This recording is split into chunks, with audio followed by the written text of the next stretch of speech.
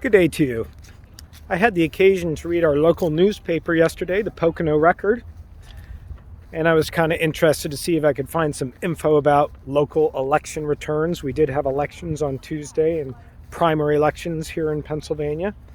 And a story caught my eye. It was about, the headline was Transgendered Bathrooms, if I remember correctly. Transgendered Bathrooms, Parents Can Do Better.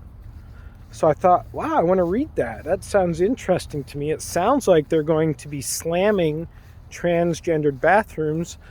Might be a subject that would work in with our class today, which is on queer analysis. But when I read the story, it was not what I thought.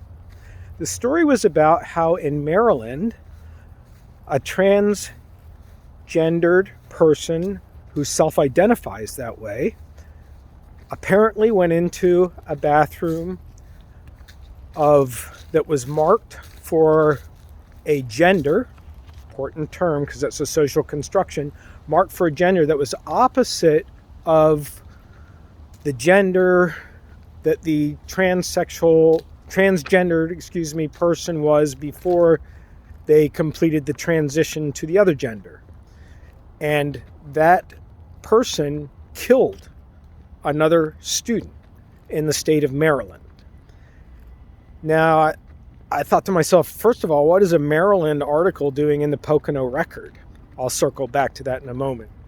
But then I also thought, wow, as I read the story, it was not so much about trying to portray transgendered bathrooms as a cause of the most severe kind of human harm, which is to say murder, but rather it was the way that parents responded to this incident and the kind of bullying and name calling and outright misinformation and non-understanding and I'm not going to say all sides equally, but not necessarily on one particular side and all count, which is to say anti-transgendered people. So I thought about that, and then I also thought it was interesting that that story is in Pennsylvania.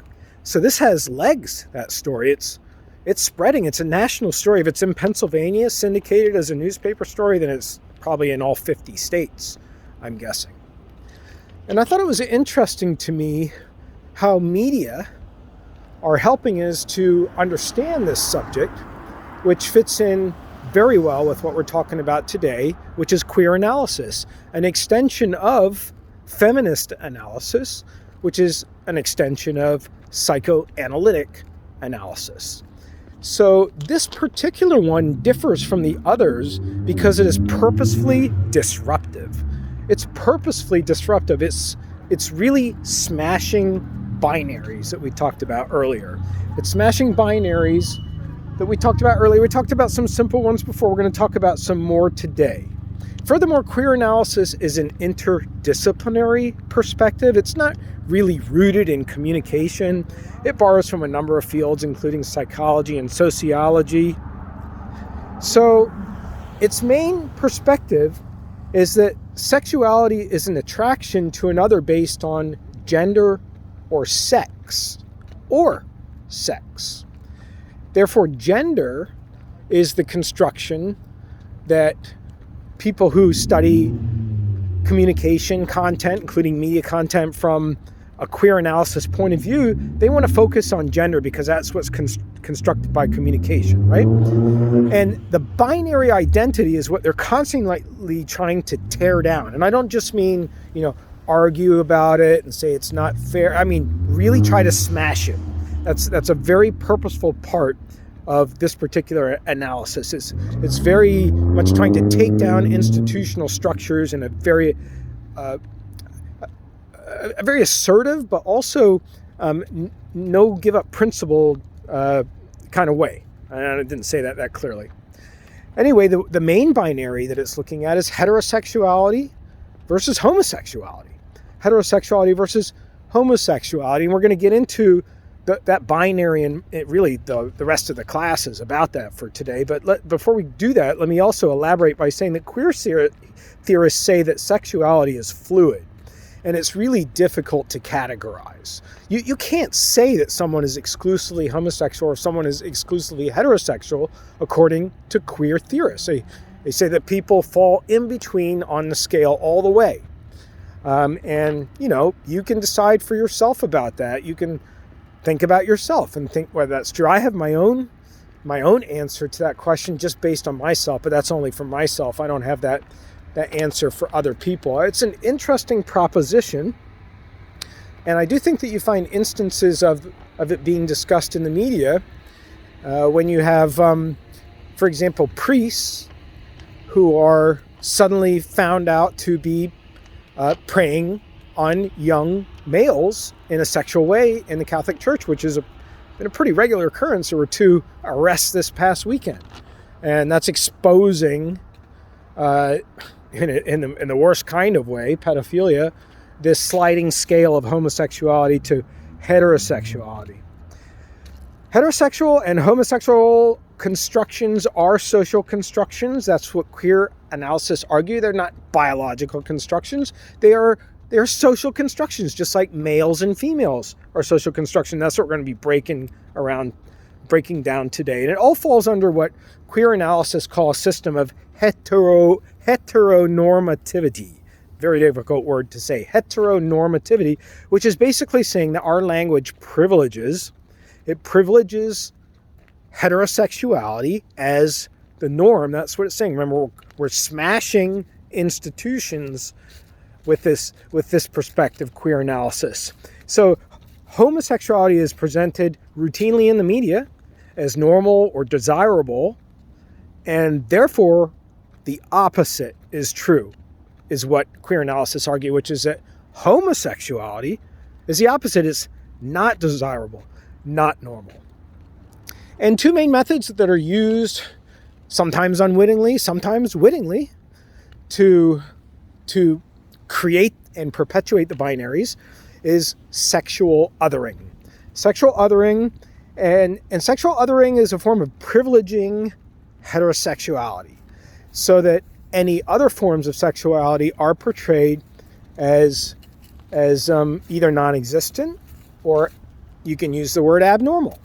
So it's only recently, for example, that men have been seen kissing men on television. And right now, you probably can't even think of too many instances of that. Although in real life, one would think that the proportion of that is much greater. And same with women, although you see more of that on television, which again points out to another construction of social construction of homosexuality, that it's more acceptable for women to engage in that by virtue of how they are more commonly shown doing that in media content. So let's move to some theorists now. We've got queer theorists, Eve Kosofsky-Sedgwick. You can look up the spelling of her name if you want to get it. And she talks about how heterosexual is portrayed as normal and desirable. As I was saying, she's the one who's talking about sexual othering. Sorry, I'm introducing her name late here in the game. And she also says that there are many, many more derogatory terms for homosexuals than there are for heterosexuals. Like, what derogatory term is there for heterosexual versus fag or carpet muncher? All these terms that we know that exist. You know they exist. I know they exist. I'm saying them not to be in any way disrespectful, but to illustrate in very clear and plain terms that these terms exist to denigrate homosexuality, but they don't exist to denigrate, at least that I can think of right now, in heterosexuality. The next theorist I want to discuss is a Frenchman. His name is Michel Foucault, and he actually wrote a book called The History of Sexuality, Volume 1.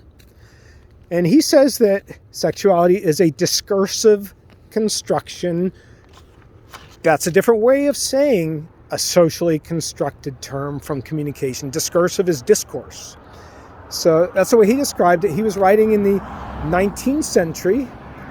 And in the 19th century, that's when you started. Not as if it had already existed, but that's when media started in the form of books, right? Mass media. In the form of books, no radio or TV, started to portray homosexuality as perverse in the novels in which it was described and hidden. You can find that in Steinway novels, for example. Sexuality, actually, Foucault says, was a result, believe it or not, and get this, of class warfare in the 18th century. Class warfare in the 18th century where, in order for the upper classes, or the bourgeois, or the petite bourgeois, or the bougies, as you might refer to them today, had to be separated from other classes of people, is that they were permitted to have more sexual promiscuity, including homosexuality. So, and then when you had revolutions that overthrew those elites, also going along with the overthrow is that belief system and the opposition to it from the working classes. So it gets pretty deep here when we talk about the establishment of the way that media have portrayed homosexuality as one end of a binary in early historical periods where media were just developing. Let's talk about Judith Butler next. Judith Butler has a book called Gender Trouble. Gender Trouble is feminism and the subversion. You know that word subversion, to put down and keep underneath. The subversion of identity. Whoa. Feminism and the subversion of identity. And she has this theory of gender performativity. Gender performativity. Her theory basically says that people act in accordance with external norms for gender identity, which produces gender identity as a personal quality. That's kind of abstract to think about. So we act on external gender norms. So basically what other people tell us should be the role of a male, should be the role of a female, should be the role of a heterosexual, should be the role of a homosexual. And then it becomes part of our identity, who we think of ourselves as. Like, I'm not gay, or yeah, I'm open to being gay. That's, your core identity is worked in with those external forces. And that then opens up the criticism right of media, because media are an external force. Since gender, she says, is a series of acts, each person has the potential to do it differently. Now think about that. Technically, there's like infinite number of possibilities how you could express yourself sexually. So some of the variations from the norm, again, the norm perpetuates the binary, are drag performances. Right? We've had a few of those on East Stroudsburg University's campus before the ceremony. The idea of males, it's more common males dressed as women than you see women dressed as men. There again is another gender construction for homosexuality or heterosexuality. Drag performances are not to imply necessarily homosexuality. So queer theorists, they're working against these kinds of forces, which they see as a kind of systematic normalization of heterosexuality. It's not like in spots in our culture. It's like everywhere in our institutions. So now let's move on to two ways of looking at queerness. That's a term we haven't really dug into too much on face value. And we're going to talk about what's known as Queerness and Visibility 1. So we have 1 and we have 2. So Queerness and Visibility 1 has to do with sexual stereotypes in American media. And we've got 3 of them we're going to cover. Again, they're all binaries, right? This is what this perspective is all about, smashing binaries. So the first one is natural versus deviant. Whenever you see sexuality portrayed, that's a question to ask yourself. Is it being portrayed as natural, or is it being portrayed as deviant? That's a harsh word, right? Deviant can even imply criminality, right? It's a sociological term. If you are a deviant, you are deviating from something. You're not part of it. That's othering. So we look at, for example, on TV shows, I'm mentioning some media content this week. I think it is justified because queer analysis needs to be hard-hitting. And for many of you, like me, it's a new perspective. It's really only my 3rd year getting to know it. And one of the reasons that I'm recording this video actually out in public like this is to challenge myself, to be talking openly about this subject no matter who I pass on the street or who I might not. So anyway, back to Queerness and Visibility 1. We've got natural and deviant. And in the media, we see that non-heterosexual characters are often in secondary roles and or negative roles. So notice we're not saying heterosexual versus homosexual here. We're saying non-heterosexual. Okay? Very different way of smashing that binary. And those characters are mostly in secondary roles. They're not in primary roles or negative roles. Older films, for example, Alfred Hitchcock's Rope, they connect a deviant plot to implicit homosexuals. That's the connection there, that the plot that's deviant is deviant because homosexuals are involved. The next binary that's smashed is the monogamous promiscuous binary. You know about this already. Promiscuity is a very common topic to talk about in media, and the binary is that homosexuals are promiscuous and heterosexuals are monogamous. That's the way that they're linked in the media. That homosexuals are often portrayed, more often than not, in bar settings, for example, I would guess, trying to solicit direct, outright sex. I would guess that's probably the case. I don't know that for sure, but you know what? That's why we're building a critical media research studio in the Department of Communication. Did you know that? We're building that. Dr. Christopher Weeks is building that studio. It's going to be a studio center that we hope our undergraduates and our graduates will be able to perform content analyses of media, which is to grab information by counting things and how many times they occur in the media and then saying, hey, there's a theme here that you didn't even realize it until you see the proportion of it. So let's go into that third binary that we're smashing under Queerness and Visibility 1, and that's gender clarity and gender ambiguity. And that's the idea of, do you make it clear what your gender is by the way you act, or do you make it ambiguous? You know, you're not really sure by your hairstyle, by your clothing, by the pitch of your voice, by facial hair, by whatever. The way, all those things that we can do to ourselves to cultivate the way that we look. And the authors argue that heterosexuals have a stable sexuality. You know, they look fairly consistent in their looks anyhow, and the way that they act and their gender roles, while homosexuals do not. They change their looks a lot. Similarly, again, looking at a binary that's relating more to males versus females, men ask women out more than women, and they make the first move sexually more than women. Still in media is probably the case, I would think. I think it's probably equalized a little bit more there. And gay people presented, for example, as really good at interior design and fashion, but what else? What else? Now, I actually think that's an old stereotype when I think of Queer Eye it was a television show, I can't remember the name of it. That's what I think that show in that particular era in the development of queer analysis represents. That it seems more outdated to me. Next up is Queerness and Visibility 2.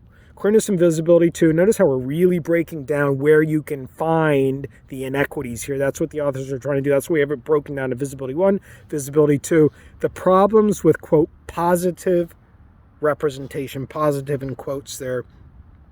Visibility and representation are two different concepts. So visibility has improved for people who are on the spectrum that are non-heterosexuals. That include GLBTQ and anything outside or inside of that. I don't even like using the terms outside there, but variations of that. So visibility has improved. More people in media content, but representations, the authors argue, have not. People are still in subservient roles, still in unstable roles, who are from non-heterosexual groups.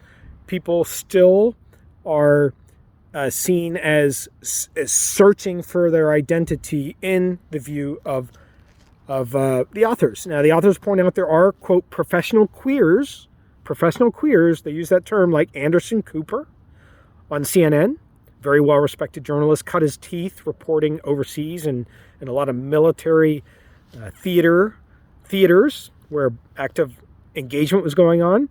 And Ellen DeGeneres, an extremely successful talk show host based out of Hollywood, California. So now we go to the larger question. What are the consequences of heteronormative, there's that word again, heteronormative media representations? We've got basically two images of being sexual. We've got natural, monogamous, secure heterosexuals. And then we've got deviant, oversexed, androgynous. Do you know that term? Can't tell male, female? Yeah, that's because they're gender constructed. Androgynous homosexuals. There are few normal non-heterosexual characters in media to relate to. That's what the authors are saying. Few normal ones. Now, what the authors are calling normal, that itself is undefined, but it certainly is not the opposite, which is what we have evidence of in the media so far. So part of the reason for that is there are a lack, the authors say, of symbolic resources where both the audience and media programmers, people in the industry, can access so that they can learn more about how to create media content that creates a better representation in the views of the authors and those who perform queer analysis of people who are non-heterosexual. Now let's go to queerness and what the authors call invisibility. Queerness and invisibility. We're going to introduce an analytical technique that's performed a lot in film analysis. It's called camp and the fourth persona. Camp and the fourth persona. Camp actually comes out of the 1960s. It was a slang term. Are you campy?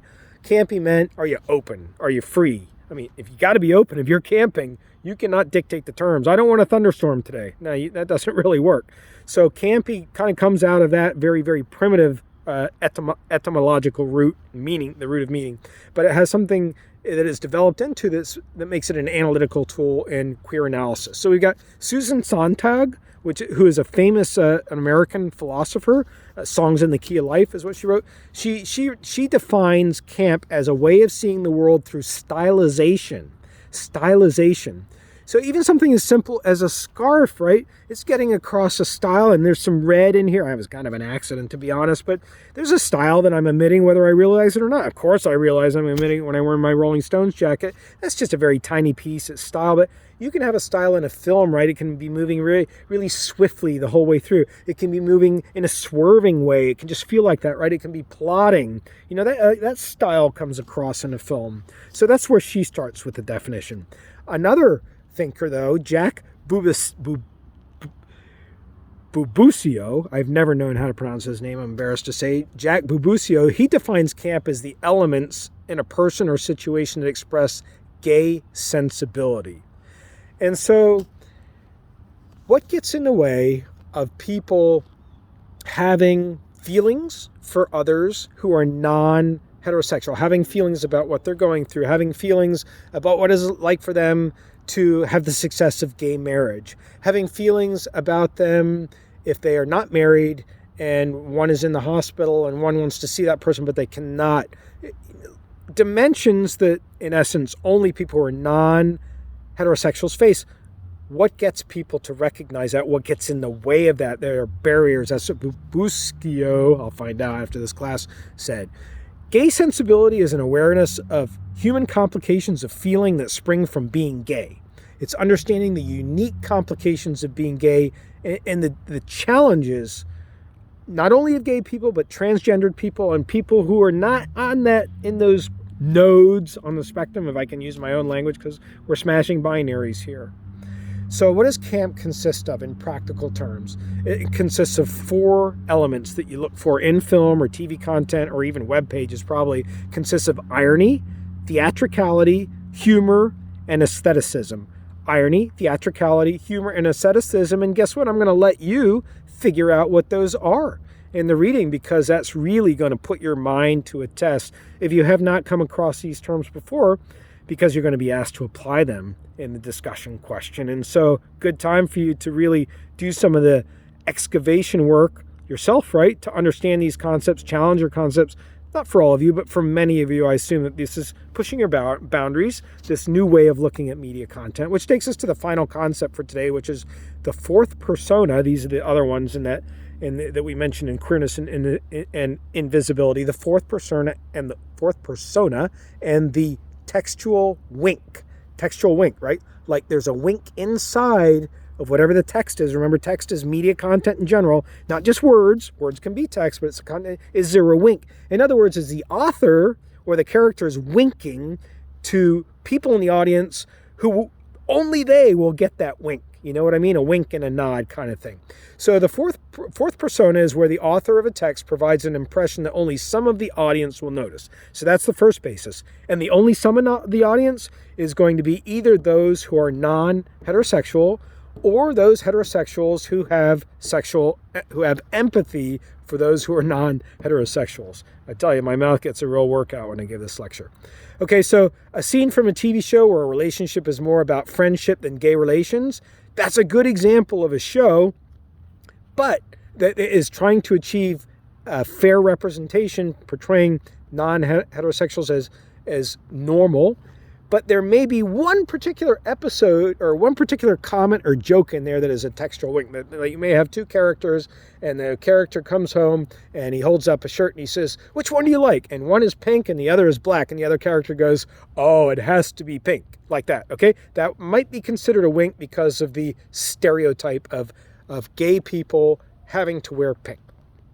So basically what we're talking about here is an invisible means to most people, an invisible means by which queer perspectives find a voice in heteronormative media. In the landscape of heteronormative media, it's kind of like they're saying that those who practice queer analysis and anti-heteronormativity, they are sneaking their content in a way that only some people can discover. That's up for you to decide, and I'm sure that you'll be working on that in your discussion question. Have a great day.